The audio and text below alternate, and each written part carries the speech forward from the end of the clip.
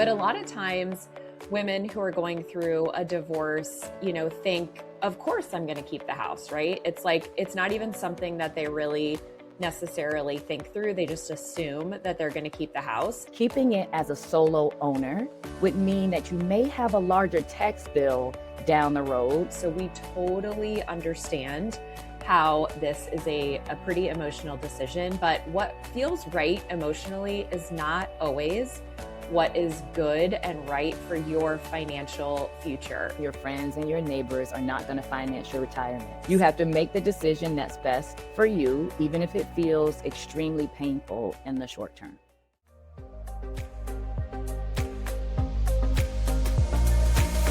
Hello, welcome back. Hello, so glad to be here with you again.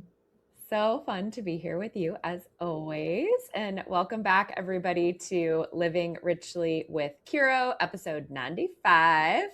We are on a roll and not going to stop anytime soon. So thank you for joining us. My name is McCabe. I am the CEO and a partner here at Curo Private Wealth. And I'm joined as always by my lovely partner, Atricia.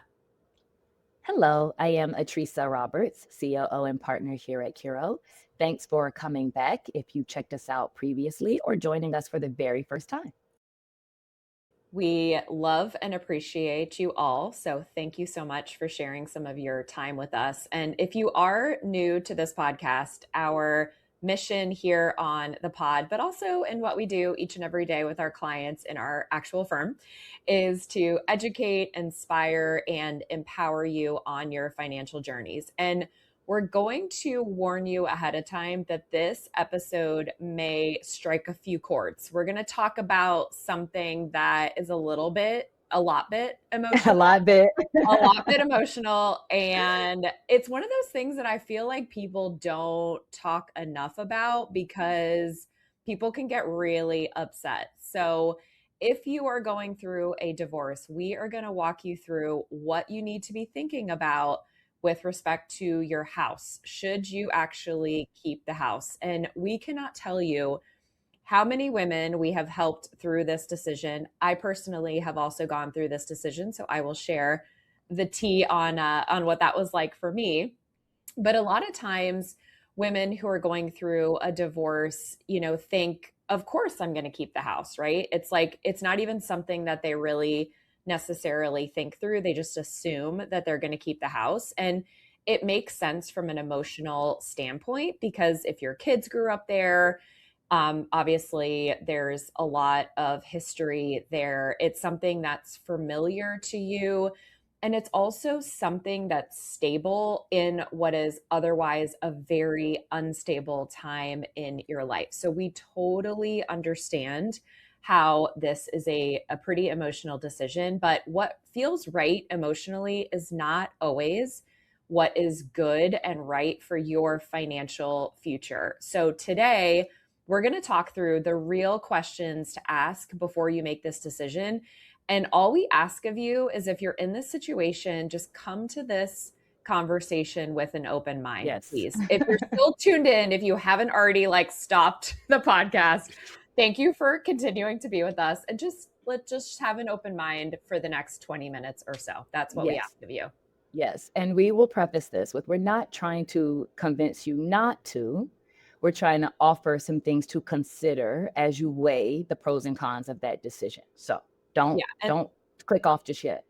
Right. And the other thing I do want to mention is we are framing this episode for the ladies, but I will share with you all that in my situation, it was actually the opposite. Okay. So in my situation, I did not want to keep the house, and my ex-husband did want to keep the house, and he was very emotionally attached to the house, and I was not. So we are framing this talking about the woman wanting to keep the house because that's what we normally see, but it's not always the case. And I just wanted to let you all know that in my case, it was actually the opposite of that. So take the women part, not literally. Right. We just, it's sort of our main focus here at Curo. So we tend to frame things for the ladies. Yes, exactly. All right. So we'll start sharing a little bit about what we've noticed in our experience about why women fight so hard for the house. And like Ann already mentioned, it's because the home represents stability for you and your family. For many people, it's identity, right? It's your neighborhood, your neighbors, where you've raised children, where you've, grown your family. And then it also, if you have children still in the home, provides that level of continuity. So we understand that part. And it could also feel like losing twice, right? Like, especially if the divorce is a little bit contentious. We've noticed that many times keeping the home feels like a win when you've already sort of lost in the marriage. Many women later say that they felt like it was the only win they got out of a divorce situation was being able to keep the house. We also want to point out that decisions that you make out of grief, and the end of a marriage is a grieving process, right? It's a loss of a relationship. But those decisions that you make out of grief or out of fear, they tend to prioritize short term security, right? What feels good right now over long term security, which is what will serve me later when we're through this transitionary period. So there was a 2025 BMO study that found that women who typically deferred to a spouse during their relationship on finances were 40% more likely to receive a lower than expected divorce settlement. And we cannot tell you how many times we've seen this. It's why we here at Curo encourage women to be a proactive part of their financial life. And then often the house is the biggest asset, right? It's the biggest investment that you have in a relationship. And it makes it that much more important of a decision to get right. Yeah, absolutely. So let's talk about the real financial cost here, because what we want you to do, one of the first things we want you to do is to calculate the real financial cost of keeping the house. And this is something that we have noticed a lot of women do not calculate or do not calculate realistically upfront. So when you think about keeping the house, oftentimes you'll look at just the mortgage payment and make the decision on whether or not you can afford to keep the house based on the mortgage payment. But that is just the starting point of home ownership. You also have to add on top of the mortgage payment the property taxes, the homeowner's insurance, maintenance and repairs. Okay, let me just double click on that, maintenance and repairs. And by the way, all the maintenance and repairs are now 100% your responsibility if you own this home by yourself. It is not a shared cost anymore. Landscaping, pest control, utilities, all of those need to go into your calculation. So we want you to run the true monthly number and then ask yourself honestly, can I comfortably cover this with one income and with whatever your post divorce income is going to look like? Yeah, the running the real numbers, I think, is a really important step as you're working through it, especially if you purchased a home that was affordable based on two incomes. It can make a huge difference in that calculation. So, the other financial angle is the tax angle of this decision. So, when you are married and you file your taxes, married filing jointly, a couple is allowed up to a $500,000 exemption or exclusion of any capital gains recognized on the sale of their primary residence. As a single owner, that exclusion is cut in half to 250,000. And of course, your tax filing status is going to change as a part of your divorce.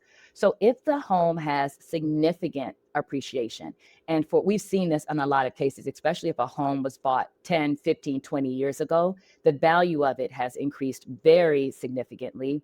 Keeping it as a solo owner would mean that you may have a larger tax bill down the road. Let's say you want to keep it or you want it in the divorce. And then later on, you realize I should probably sell this now. Now you've given up that opportunity. And many times that's a detail that women don't consider when they're making the decision. And then it's too late sometimes down the road to change your mind. Yeah, exactly. So let's talk about what you may be giving up. So if you do decide to keep the house, what is that trade off? So the home, what we see normally is traded off against other assets. So think retirement assets like 401ks, pensions, Roth IRAs. and also non-retirement accounts, or what are called non-qualified assets. And unlike your home, which is an illiquid asset, these other investments that we're talking about can generate income for you in the future. They can also potentially generate income for you now. So you're talking about trading potentially income producing assets for an illiquid, non income producing asset. So that's really important to take into consideration. So your home, because it is illiquid and does not generate income, is not going to pay your bills like other investments will. So that's a really important factor. It's not really comparing apples to apples. And oftentimes when you're running the numbers, that's what you do is you look at the dollar figures of the home versus the dollar figures of the other investments, but that's not really a fair apples to apples comparison. Yeah, very true. So considering the differences in the way assets are invested, it makes a huge, huge difference in sort of what deal you should take in the divorce. Now, we don't want to downplay the emotional weight of the decision. Now, Anne was in the case where she was not the one emotionally attached to the home, but we've seen cases where there are. And for many women, the house doesn't just represent a financial asset, it's the last tangible piece, right, of a life that they've built with a partner over several years. And letting it go can feel like erasing a part of that life or that part of the marriage or all those years, right, that you've shared and spent there. And that grief of that loss is real. And we don't downplay that. Sitting with that, processing that is a part of the process. And we're not asking you to skip over the emotional part of the decision making. What we are asking is that you make the decision separately from the emotional one. And this is where a professional can help you. And this is what I always tell people: outsource sometimes the decision making that feels too emotional for you to process rationally and logically. But it is important that you make the decision based on your financial reality and not what feels good in the moment. Yeah, we always talk about how you can't see the label when you're inside the jar, right? And this is one of those instances where you are so far inside that jar, there is no way you're seeing the label. There is just so much emotion attached to the decision. So, completely agree that bringing in an outside objective party to help you make this decision is really important. One of the other things that we wanted to bring up that I think is less talked about is taking into consideration the juju, right? The energy, the The energy, vibes. the vibes inside that home. Okay. That for me personally was really important. So in my situation, like I mentioned, my ex wanted to keep the house. I wanted to sell the house. My kids were young, and so he wanted them to be able to stay in the family home, and I totally understood that. But one of the most important things to me was in thinking about what I wanted our experience, my children and I's experience, to be like post divorce. It's a very traumatic experience for all parties involved. And I wanted us to be able to start in a clean slate with a home that I chose and that was, our energy going into it. And that was really, really important to me. I didn't want to walk through our family home and remember, memories, quite honestly, that in my situation were not positive at all. Now, if you are in a situation where you had many positive memories and you don't have that negative reaction to being in the space, maybe you're deciding to get a divorce, but it's like, you had a good marriage and it was a healthy marriage and all those good things, then maybe that's different for you. But for me, the energy piece of it was really, really important in how I wanted to feel in my space. And I will tell you that moving out of the family home and getting my own space felt like such a cleansing process. I felt lighter. I felt excited to be able to, furnish the new home with the things that I wanted. And it was my kids and I's energy. And there was like none of the negative juju that was going to be in our physical space. So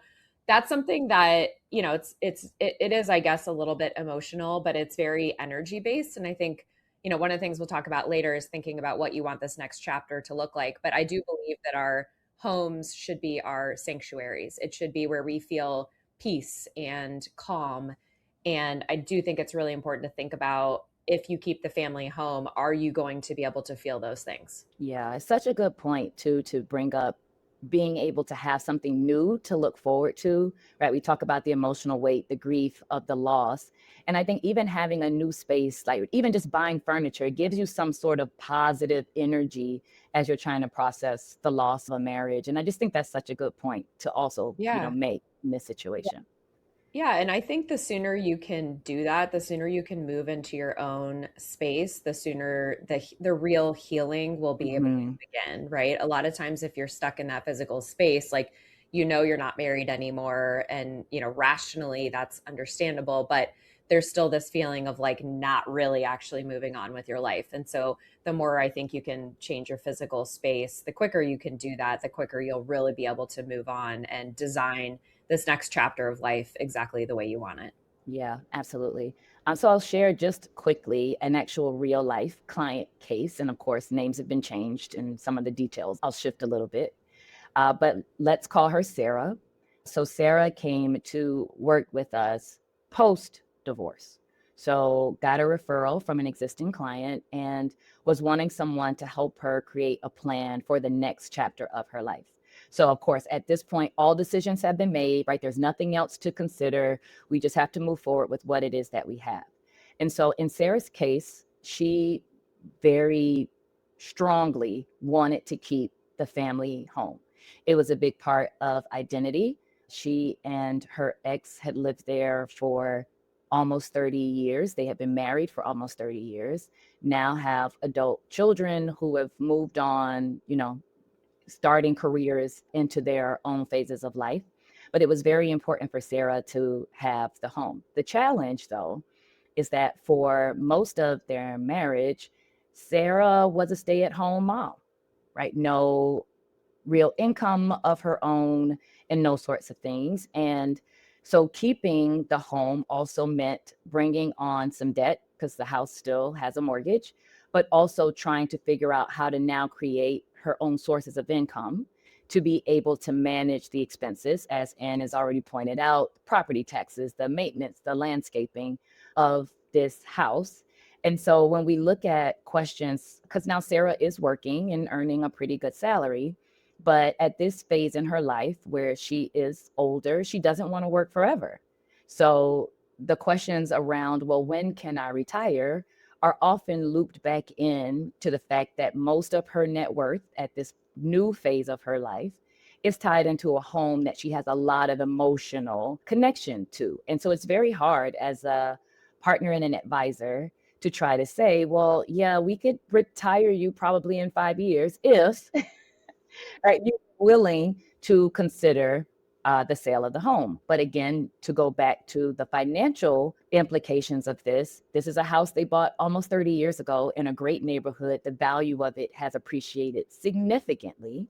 And now she's in a situation where even if she can bring herself to a place to sell it, now there's a huge, tax impact to consider for her. And so I just want to share that because had she maybe worked with someone going in or going through the divorce process who could have shown her these numbers, then she probably would have made a different choice or maybe even structured it in a different way, right? Where there could have been some relief to keeping the house, even if it was something she really wanted. The other point I also made to her is that now she's in this big house, basically alone, right? She's empty nesting in this really big house. So it's just something to consider because now we're making decisions, and a lot of them always kind of loop back to, well, what is our plan for the house?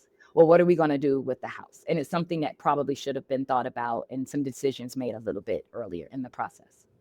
Yeah, we talk about this all the time when we start working with women post divorce, when the settlement has been agreed upon, the divorce has been finalized, and we're always like, gosh, we wish we would have been brought in earlier in the experience because, like you said, Atricia, maybe the decision would have been made to keep the house, but perhaps things would have been structured differently, or at least she would have known going into it, eyes wide open, what it all meant and what the implications, were. And that's the thing that we love about financial planning so much, is that we get to see our entire financial position literally on a screen. And one of the fun things we love doing with clients is scenario planning, what if planning.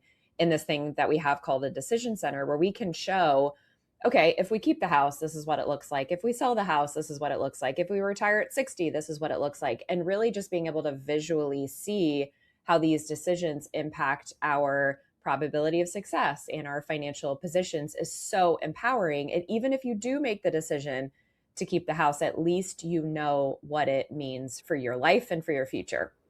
Absolutely. You have to zoom out, right? And look at the bigger picture. Look at how the ripple effects, right, go out into other places. Because again, and I'll just make this one other point about this story, is that because she was stay at home, there's not a whole lot of Social Security benefit waiting for her, right? She doesn't have her own personal insurance record to start claiming a benefit on. So all of those decisions now ripple out over, the next 10, 15, 20 years for her. And doing planning early can help you see some of those expected outcomes before you make very final decisions.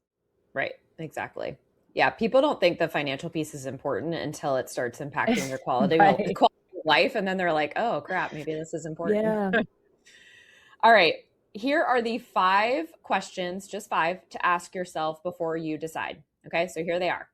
Number 1, can I qualify for the mortgage on my own? So if you still have a mortgage, this means that you will have to refinance, likely, to remove your ex-spouse off of the mortgage. And refinancing in your own name now means that you have to qualify with your income.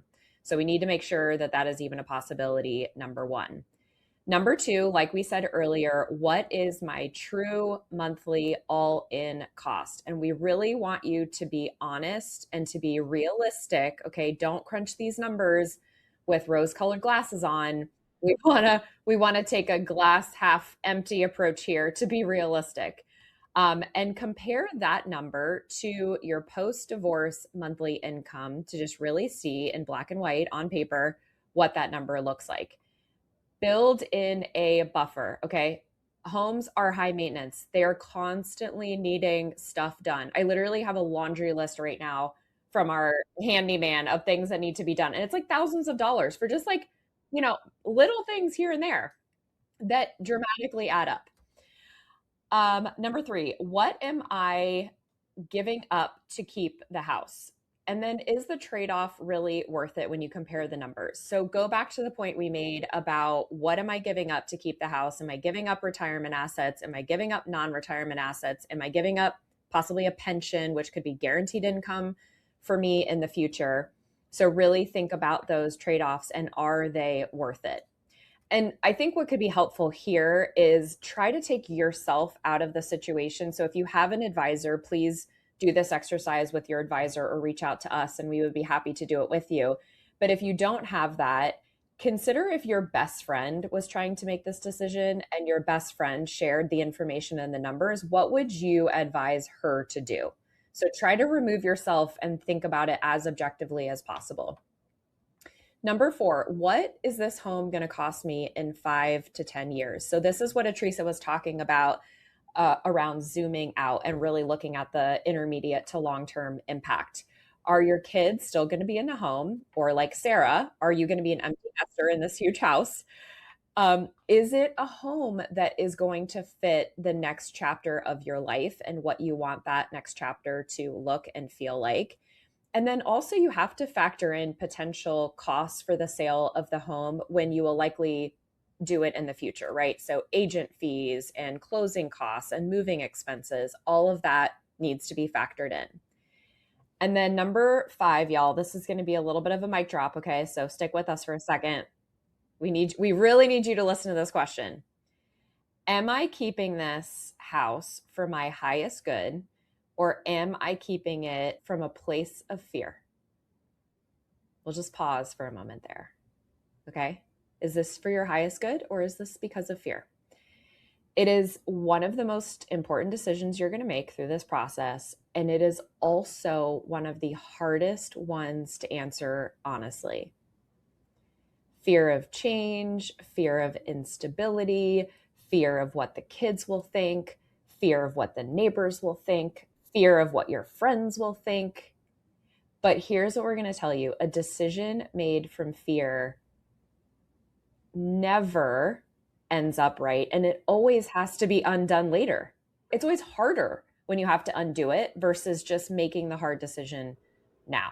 Yeah. Sometimes you just got to rip that band-aid, right? You just got to rip it off and just do it. Don't worry about what the other people are thinking. Your friends and your neighbors are not going to finance your retirement. So you Yes. have to make the decision that's best for you, even if it feels extremely painful in the short term. Yes. Yes. So as we started with, keeping the house is not always the wrong decision. We're not trying to convince you that it is. If you can comfortably afford and cover all of the cost of the home, if the trade off against the other assets, like Anne reviewed, is reasonable, if you have children who are still at home and that stability is genuine priority for a certain period of time, and if you're close to paying it off, right? If the mortgage is almost done and the long-term math works in your favor, then it makes sense. All we are imploring you to do is to take a real look at the home, really crunch the numbers, really weigh if the decision is made out of fear, and then choose to make the choice that's best for you. So, as we've said along this conversation, no one is going to tell you, including us, that this decision and this conversation is easy. It's not. And again, I've been there personally, and the two of us, have been in the room having these conversations with clients many, many times. But we have seen and observed that the women who come out of a divorce in a strong financial position, which is always what we want for our clients, are the ones who had the courage to ask the hard questions early. And we understand that the house is a symbol of the life that you built, but your financial future is the foundation of the life you're building next. And that is what we want to be: forward looking, forward moving, not backwards looking, and not moving backwards. And you don't have to choose between stability and security. With the right information, you can have both, but it does require a little bit of work on your part. It requires that open mind, and it's going to require a lot of courage for sure. Yeah, absolutely. And here at Curo, as our OG listeners know, we help women navigate transitions, including divorces. And we would love to help you understand what's possible, or maybe even a friend, and help you make the decision that's best for your whole life, not just what's happening at this moment. So if you, or maybe you know someone who is currently going through a divorce, navigating these decisions, please share this episode with them. Hopefully, they can find something in it that helps encourage them to really review their decision.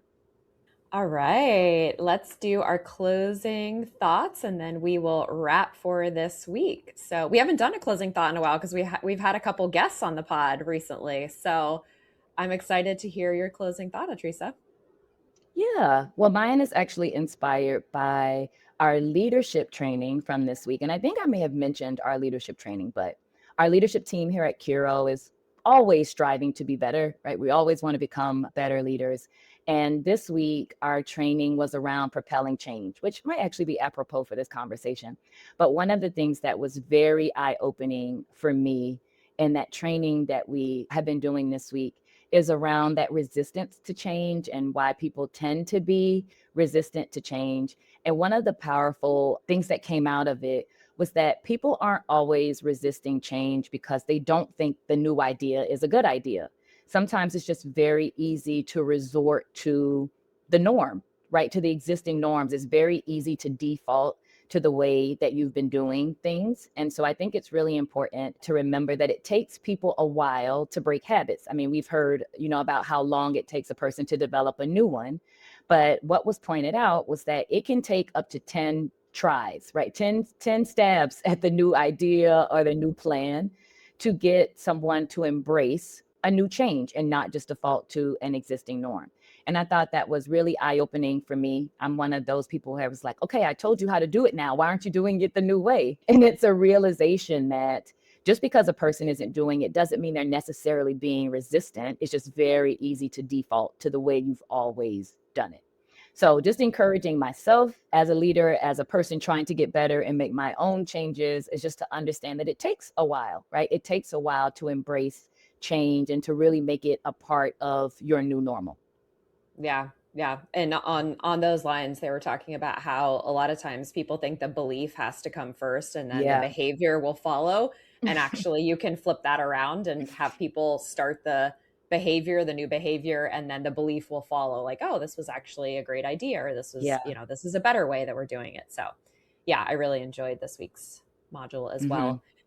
So, my closing thought is one I've actually shared before, but I think it is 100% apropos for this episode today. And that is kind of one of my life mantras, that is hard decisions now, easy life later.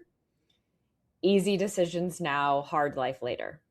And this goes for so many things in life. And it's just a great reminder for us to, again, have that courage.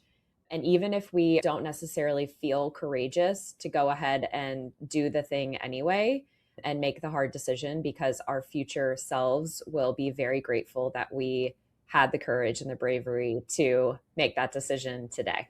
Yeah, absolutely. And it can be tough, right? The hard For decisions are sure. really tough to make, but think about your future self. With Yeah. future Anne or future Atricia appreciate you doing this now? If the answer is Yeah. yes, then just battle your way through it and do it. Exactly. I know. I think that's such an important and powerful exercise to really like check in with your future self and ask, what would future self Hmm. want me to do in this moment, right? And how is future self going to feel dependent upon how I make those decisions now? Super Yeah, powerful. Yeah. absolutely. I love that. Yeah. Future self is going to be happy that we got enough sleep and we're eating well and we're exercising and doing all those things that, sometimes are hard to make the time to do, but future self is going to be very happy that Yeah. we did it. Yep. I had a future self conversation over the weekend when I really wanted a donut. And I was like, future Teresa, Future future Jesus is Teresa not going to does be not happy. need or want this donut. You just want it right now. And I was like, okay, let's do it for future Teresa. I love it. Yeah. President Teresa is going to enjoy the donut for what, 10 seconds? How long does it take to eat a donut? Right. 10 seconds. It's going to be a very pleasureful 10 seconds. Right. then and then And then, future yeah, Teresa's gonna be very upset. yes. And so will her doctor when she goes back Yes, for blood work. exactly. Exactly. That's another motivating factor. Well, good for you. Good for you for Thanks, making the baby hard steps. decision. For sure. It all adds up, man. All adds up.